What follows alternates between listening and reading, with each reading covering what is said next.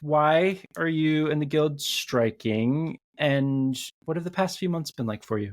The guild is striking due to the circumstances of our industry, and the relationship with producers and those who are making TV have just really, really evolved so very quickly and so very much in the past few years.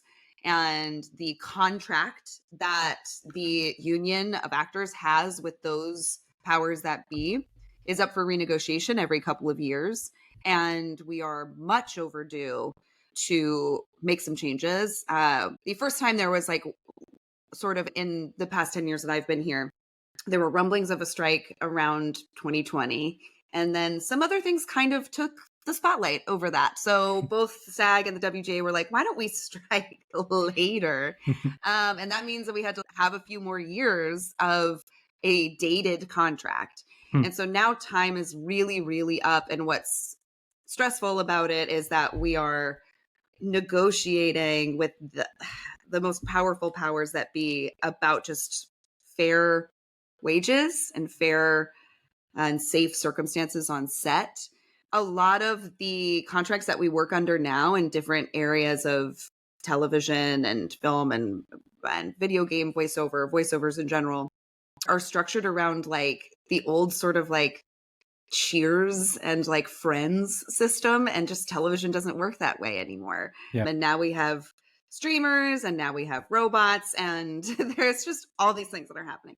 So fortunately, the WGA was fighting for a lot of those same rights and a lot of those same changes, and they were able to come to a contract that they feel really good about.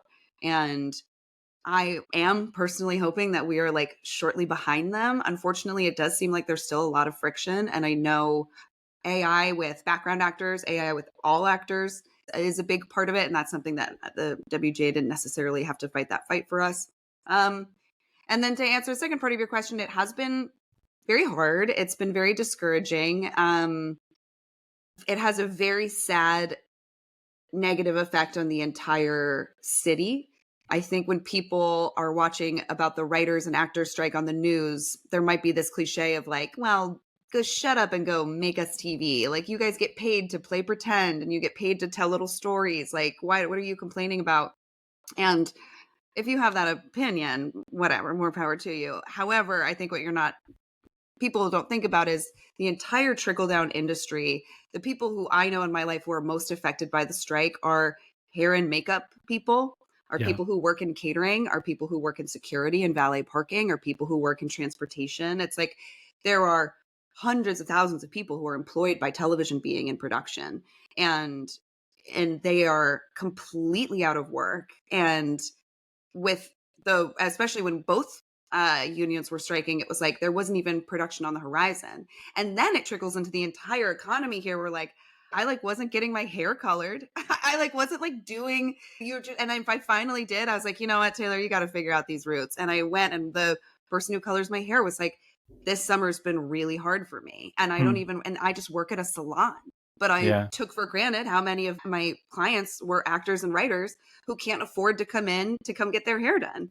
And it really broke my heart to think of just like how much this feels like it's symbolically the actors or the writers who are doing this. And it's like, God, it's just affecting so many more people than you could ever imagine. And I believe in all the things we're fighting for. And I'm looking forward to getting over this hump, and I trust it will happen. It's just a really tough growing pain.